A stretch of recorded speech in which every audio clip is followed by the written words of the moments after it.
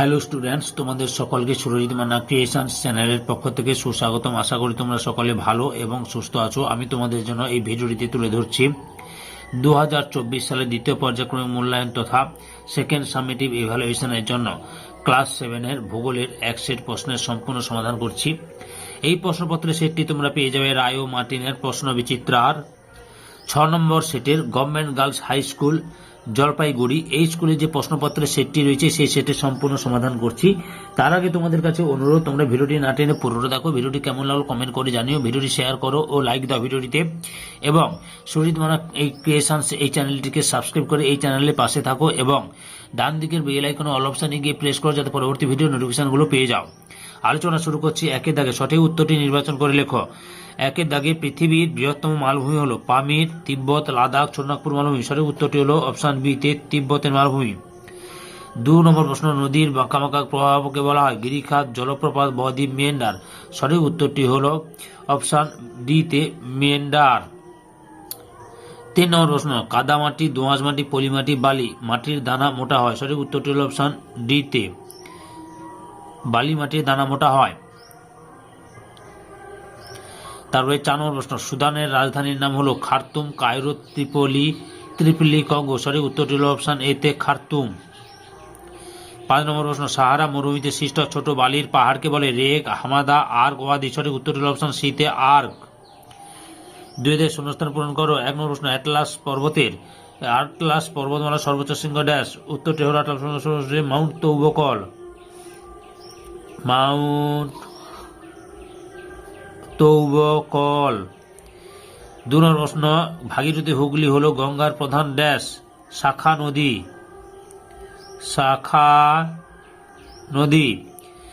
3 নম্বর প্রশ্ন, তাজমহল ড্যাশ শিলা দিয়ে তৈরি।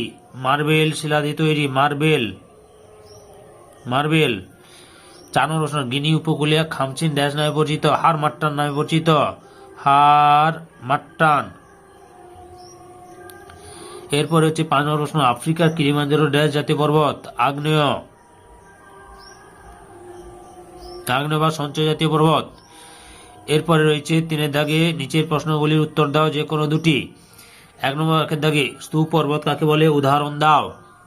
উত্তর, ভূ আন্দোলনের ফলে দুটি সমান্তরাল ফাটলের মধ্যবর্তী বা পার্শ্ববর্তী অংশ উঠে গিয়ে স্তূপের আকারে পর্বতরূপে অবস্থান করে তাকে স্তূপ পর্বত বলে।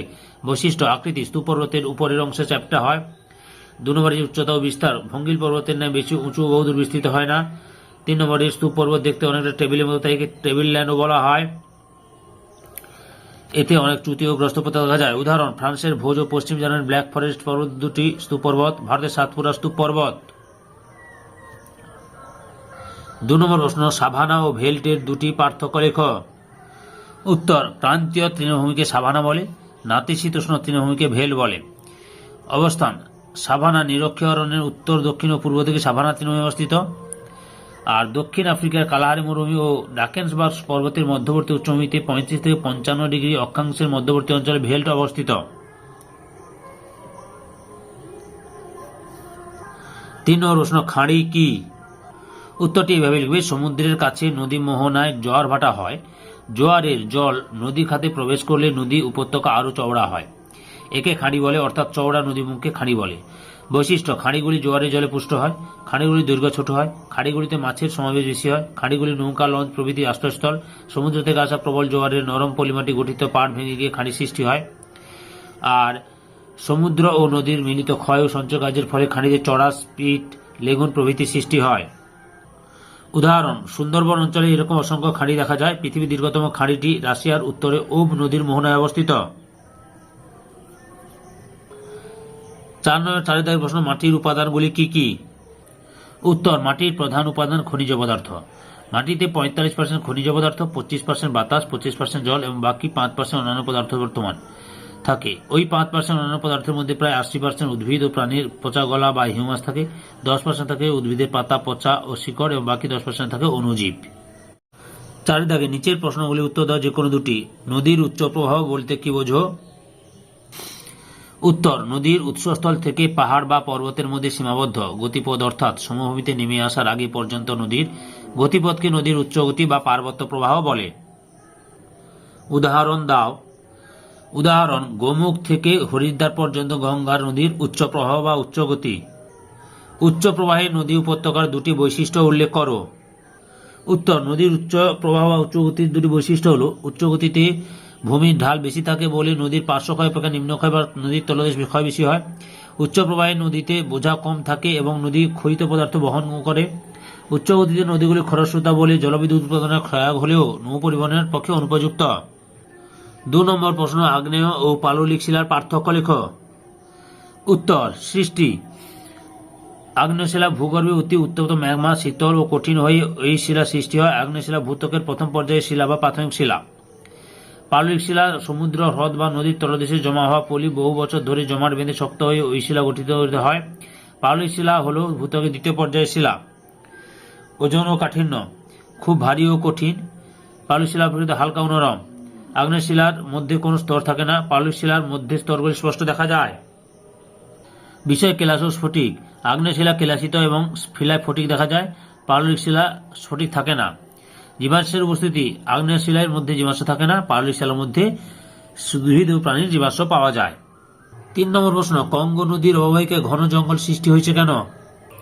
উত্তর, নিরক্ষরেখার উভয় দিকে 10 ডিগ্রি অক্ষাংশের মধ্যে আফ্রিকার মধ্যভাগে অবস্থিত কঙ্গো অববাহিকায় পৃথিবীর বৃহত্তম নিরক্ষীয় চিরহরিৎ অরণ্যের সৃষ্টি হয়েছে। এর কারণগুলি হল: 1 নম্বর, নিরক্ষীয় অঞ্চলে অবস্থান। 2 নম্বর, লম্বভাবে পতিত সূর্যকিরণের প্রভাবে সারা বছর প্রবল উষ্ণতা। এবং 3 নম্বর, প্রতিদিন অপরাহ্নে পরিচালনা বৃষ্টিপাত। সূর্যরশ্মি সারা বছর লম্বভাবে বা প্রায় লম্বভাবে কিরণ দেওয়ায় বাতাসে উষ্ণতার পরিমাণ খুব বেশি থাকে। এছাড়া কঙ্গো অববাহিকায় জলভাগের পরিমাণ খুব বেশি হয়, বাতাসে আর্দ্রতার পরিমাণও বেশি থাকে। এইসব কারণে এখানে প্রতিদিন অপরাহ্নে প্রবল পরিচলন বৃষ্টিপাত হয়। বার্ষিক গড় বৃষ্টিপাতের পরিমাণ প্রায় 250 সেমি। সারা বছর তীব্র উষ্ণতা ও প্রচুর বৃষ্টিপাতের জন্য এখানে বড় বড় চিরসবুজ গাছের অরণ্যের সৃষ্টি হয়েছে। 5 দাগে যে কোনো একটি প্রশ্নের উত্তর দাও। প্রথম প্রশ্ন, মানব জীবনে পর্বতের প্রভাব যে কোনো 5টি আলোচনা করো। জীবনের উপর পর্বত বেশ কিছু অনুকূল এবং প্রতিকূল প্রভাব বিস্তার করে থাকে। যেমন, কয়েক অনুকূল প্রভাব। মানব জীবনে পার্বত্য অঞ্চলের অনুকূল প্রভাবগুলি হল: 1 দাগে নদীর উৎপত্তি। উচ্চ পার্বত্য অঞ্চলে বরফাবৃত অংশ বা হিমবাহ থেকে বহু নদ নদীর উৎপত্তি হয়।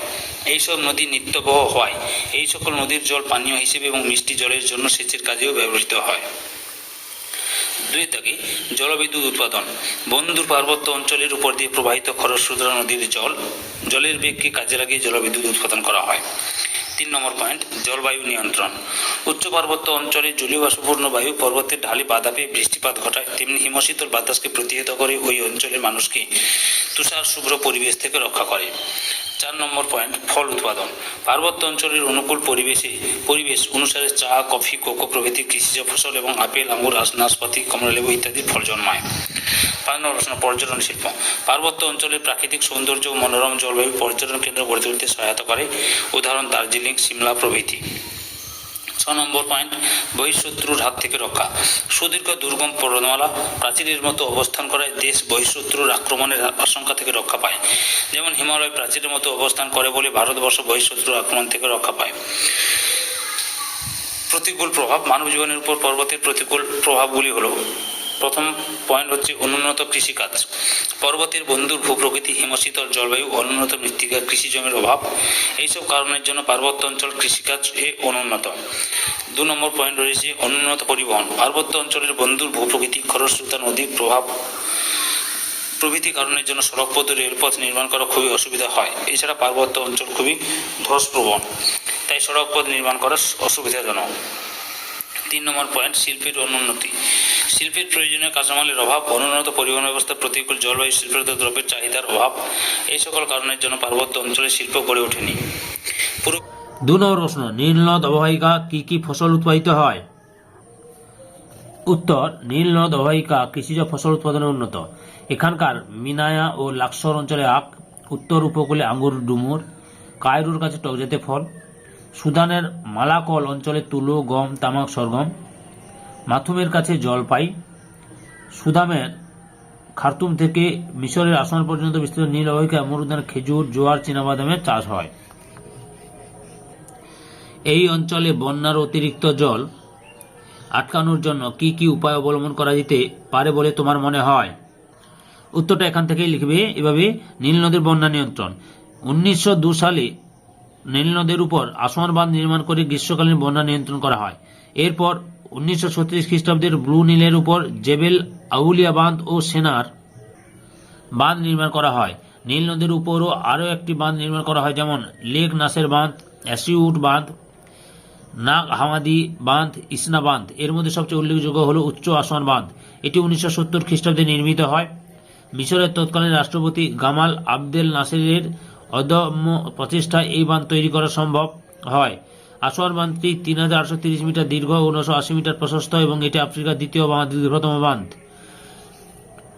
দীর্ঘতম বাঁধ। রাষ্ট্রপতি নাসেরকে সম্মান প্রদর্শনের জন্য এই বাঁধের পিছনে 5250 বর্গ কিমি যে কৃত্রিম হ্রদ নির্মাণ করা হয় তা নাম দেওয়া হয়েছে নাসের হ্রদ। এইসব বাঁধ ও জলাধার নির্মাণের ফলে মিশরের বন্যার প্রকোপ যেমন অনেকটাই নিয়ন্ত্রিত হয়েছে, তেমনি এগুলির দ্বারা উন্নত পদ্ধতিতে সেচ ব্যবস্থা গড়ে তুলে বর্তমানে ব্যাপক উন্নতি ঘটানো সম্ভব হয়েছে।